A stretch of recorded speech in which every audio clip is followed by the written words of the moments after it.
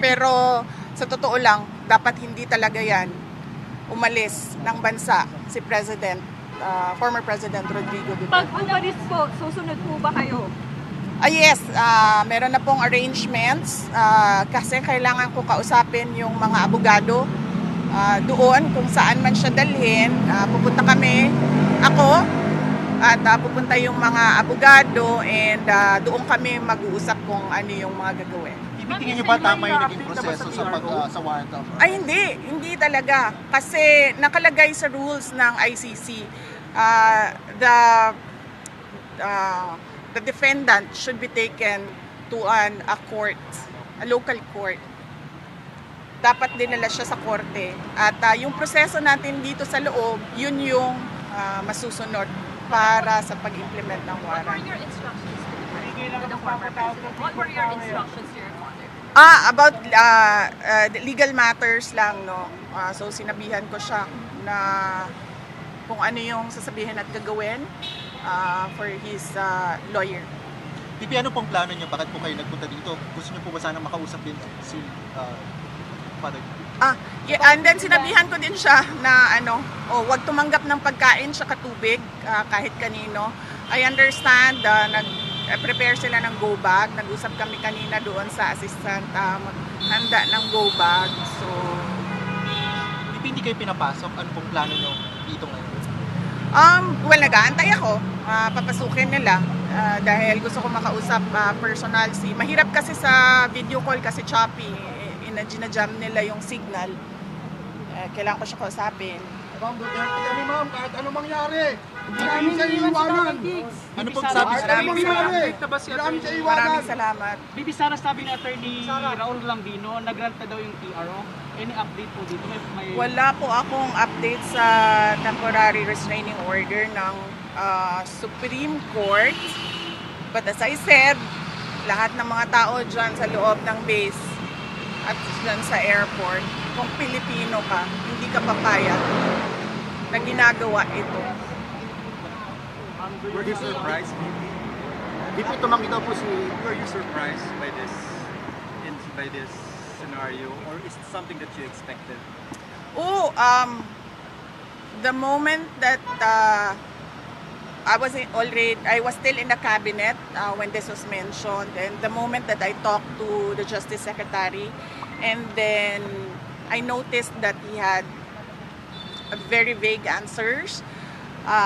We already started to prepare, but I have a different set of lawyers than President Duterte, so we have a book about what to do. And all the research materials about ICC. So that is what we did, and then we shared our drafted petition. We had two for me. We shared it with the team of PRR. VP, I know this may be a sensitive question, but have you reached out to the president itself No. regarding the matter? No, Why not? because the way that they are doing it right now, there's no talking to the president. Because it's very easy for him to say, do not turn him over to the ICC. You can detain him here, wherever in the Philippines, but do not send him wherever the ICC says. You have a message to BBM. If ever na madala ngayon sa The Hague si dating Pangulong Marcos, kailan po balak Ay, siya, padala mo doon. Oh, sorry. At Dating dating Duterte. Pangulo na siya. Yes. Very soon. Ano? Very soon, why? Ano If tanong you're mo? early, Soon. if ever Ano pong nadali message niya ngayon niyo sa kay The Hague, PBBM? kailan po kayo susunod doon? Okay. Well, nag-aantay. And then, immediately, pag pinilit nila kung ano yung gusto nila at hindi yung tama, susunod ako. Kasi kailangan ko kausapin yung mga abogado doon. Pipi, ano message why? mo kay Bakit PBBM? why? Ay, Ha? sa tingin niyo po ba nagiging personal na po ito? Oo.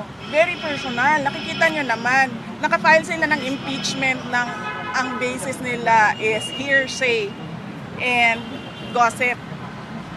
So, it's very personal. At sabi nga ng lahat ng kumukwestiyon sa ginagawa ng administrasyon ngayon, this is a diversion from the failures to deliver good governance and decent public service Message niyo po to the kay Filipinos. Message po kay PBBM. Wala akong message sa kanya. I don't think there's talking to a person who will allow a citizen to be turned over to foreigners. VP, can you confirm hindi ba kayo pinayagan pumasok or naghihintay kayo ng clearance? Hindi kami pinayagan. Ilang beses na kami paalam, paulit-ulit. So, hindi kami pinayagan. VP Sara, bilang simpleng mga mayari, ano yung pwede namin magawa para kay Tatay Diggs? Accountability. Transparency and accountability from the government. Tinatanong natin kung anong nangyari sa PhilHealth, 'di ba? Tinatanong natin kung anong nangyari sa budget, 'di ba? Kami nagulong, sila nakikinabang. Huwag nilang ilihis yung usapan sa mga gawa-gawa nila na mga akusasyon. What's your message to the critics of the former president saying that he had it coming?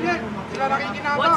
What's your message to the critics of your father that he had it coming? Para sa kalusugan ng mga tao yun. There is no legal basis at all to turn over or to endorse the president, the former president, to ICC. So, wala silang, kung para sila sa justice at sa batas, walang batas dito eh. So, nasaan sila? So, does that mean na parang he had it coming even if hindi sumusunod sa batas? Kaya nga sabi ko kanina, diba? Sabi ko, gagawin nila kung anong gusto nila kahit hindi tama. Gagawin nila kung anong gusto nila kahit mali. Ma'am, tumanggi na po yung DFA. Sabi ng DFA, hindi sila nakikipag-usap sa ICC. Pero may info, ma'am, na ang nasa likod daw po ito is si former Senator Trillanes. Trillanes talaga yung Well, siya yung nag-file.